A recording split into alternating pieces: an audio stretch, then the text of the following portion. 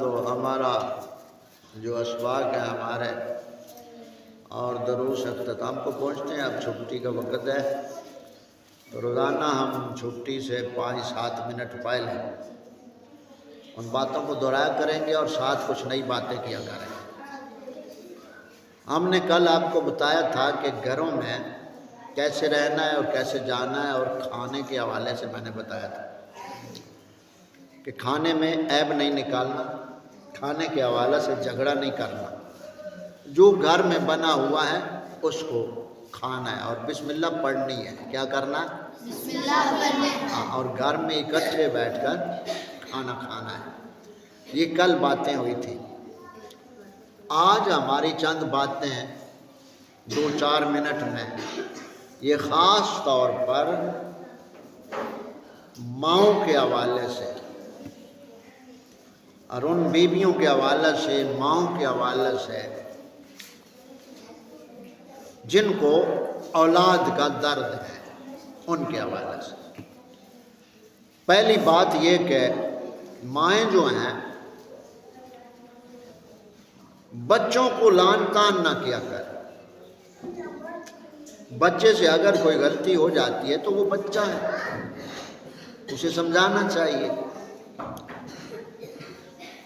جو مائیں اپنے بچوں کو لعن طعن کرتی ہیں وہ اپنے بچوں سے محبت پیار کی امید نہیں رکھ سکتی. بچوں سے پیار کیا جاتا ہے، اور جو مائیں ہیں وہ بچوں کو بڑی لمبی لعنت ڈالتی ہیں. اور لعنت کا مطلب کیا ہوتا ہے؟ اللہ تعالیٰ کا عذاب. یہ لعنت کا معنی ہے کہ اللہ تعالیٰ کی رحمت سے دور ہونا، اور خاص طور پر جانوروں کو لعنت دینا. جانوروں کو لعنت دینا یا اپنی اولاد کو لعنت دینا، اس کو چھوڑ دو. گھروں میں آپ برکت چاہتے ہیں، ان جھگڑوں کو گھروں سے نکال دو. اب جھگڑے رہ ہی 2 طرح کے گئے ہیں. ایک جھگڑا خوشی کے وقت زیادہ ہوتا ہے اور ایک غمی کے وقت زیادہ ہوتا ہے. یہ 2 موقع جو ہیں ہر گھر میں جھگڑے کی بنیاد بنتے ہیں. اور یہ جو عورتیں ہیں ان بیویوں کو تھوڑا غور کرنا چاہیے کہ ان 2 موقعوں کے اوپر ہم وہ کریں جو ہمارے شوہر چاہتے ہیں. میں معاشرے کی بات کر رہا ہوں، دین کی تو کر ہی نہیں رہا، کیونکہ دین پہ تو چلنا کسی نصیب والے کا ہو، نصیب والے کی بات ہے. کم از کم آپ اپنے معاشرے میں ہی رہتے ہوئے اپنے حالات کو دیکھو. دین تو یہ چاہتا ہے کہ مسلمان تنگ دست نہ رہے، اور اللہ تعالیٰ نے رزق کا وعدہ کیا ہے، رزق دینے کا، لیکن ہم دینے پر ٹھہرتے نہیں ہیں. اللہ تعالیٰ نے رزق کا وعدہ کیا ہے اور اس وعدے پہ ہم ٹھہرتے نہیں ہیں. اپنی خواہشات کے جال کو ہم پھیلاتے جاتے ہیں. وہ اکبر حسین الہ آبادی نے کہا تھا کہ پیٹ بھرتا تو ہے تنتا نہیں ہے. پیٹ بھرتا تو ہے تنتا نہیں ہے، یعنی ہم پیٹ کو تاننا چاہتے ہیں. بھرنے کا تو وعدہ رزق اللہ تعالیٰ نے جو دیا ہے وہ ملنا ہے، لیکن ہم چنگا تاننا چاہتے ہیں پیٹ کو تاکہ چلنے کے قابل نہ رہے. اس لیے بیویوں کو خاص طور پر خوشی اور غمی کے موقع پر یہ اصول ذہن میں رکھیں کہ اگر خوشی کے موقع پہ ہے تو گھر سے کہیں جانا ہے تو ایک فرد جائے، ایک فرد جائے. غمی پہ جانا ہے تو ایک فرد جائے. اور جہاں جہاں جس کا تعلق رشتہ داری ہے، اگر وہ یہاں آنا چاہتے ہیں تو ان کو آپ یہ اصول دیں کہ بھائی آنا ہے، آپ نے غمی میں شامل ہونا ہے تو ایک آدمی آ جائے کافی ہے. کسی نے جانا ہے تو ایک آدمی چلا جائے. یہ باتیں سب عورتوں کے حوالے سے میں کر رہا ہوں، کیونکہ خوشی اور غمی جب ہوتی ہے نا، ان کی مہر سے آگے عمل ہوتا ہے معاشرے میں۔ گویا کہ گھروں میں حاکمیت کی مہر انہوں نے اپنے ہاتھوں میں لی ہوئی ہے، یعنی اب مہر ہوگی، جو مہر لگے گی تو اس کے اوپر عمل ہوگا۔ یہ آپ اپنے گھروں کو برباد کرنے کے راستے پہ آپ چلی ہوئی ہیں۔ آپ اپنے شوہر کو اپنا حاکم مانو، اور یہ قرآن پاک کا حکم ہے، الرجال قوامون علی النساء، کہ مرد عورتوں پر حاکم ہیں۔ اب جب حاکم محکوم بن جائے تو پھر تو تھانہ نہیں چلتا، گھر کیسے چلے گا؟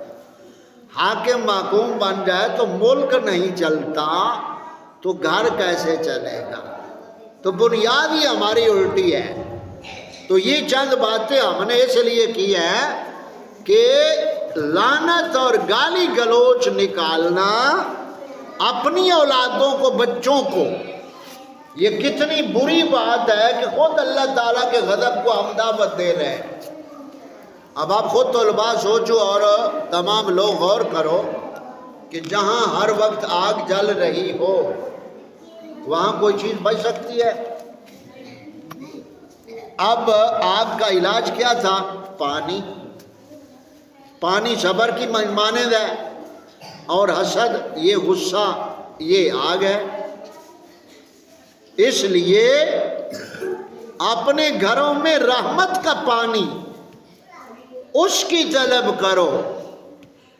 اب مثال کے طور پہ یہ مرد و عورت، جوان، بچے، بوڑھے، سب کے لیے میں آخری بات کہہ رہا ہوں زبان کے حوالے سے، کہ جہاں تو ہمیں غصہ کرنا چاہیے وہاں ہم نے غصہ کبھی نہیں کیا، اور جہاں ہمیں غصہ چھوڑنا چاہیے وہاں ہم غصے پہ ڈٹ جاتے ہیں۔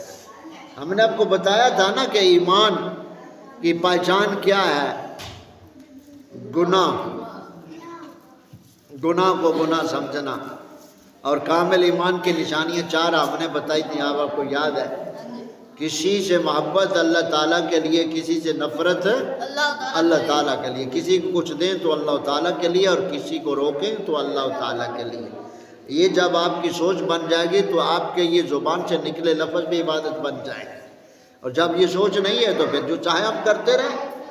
مثال کے طور پہ معاشرے کی حالت یہ ہے، میں آخری بات صرف سمجھانے کے لیے کہہ رہا ہوں، ان ماؤں کو جو اپنے بچوں کو، حسب نسب جو ہے بچوں کا، وہ زبان میں ایسے لفظ زبان سے نکالیں گی کہ الامان والا فیض، 3-4 پشتوں تک پھر ان کی زبانیں چلی جاتی ہیں، یعنی 3-4 پشتوں تک یہاں سے سلسلہ شروع ہو جاتا ہے، وہ کتے دے کتے آ، نعوذ باللہ، یہ سنتے ہم دن رات بازاروں میں عام ہے، کتے دے کتے آ، ایویں سور دے سور آ، ایویں۔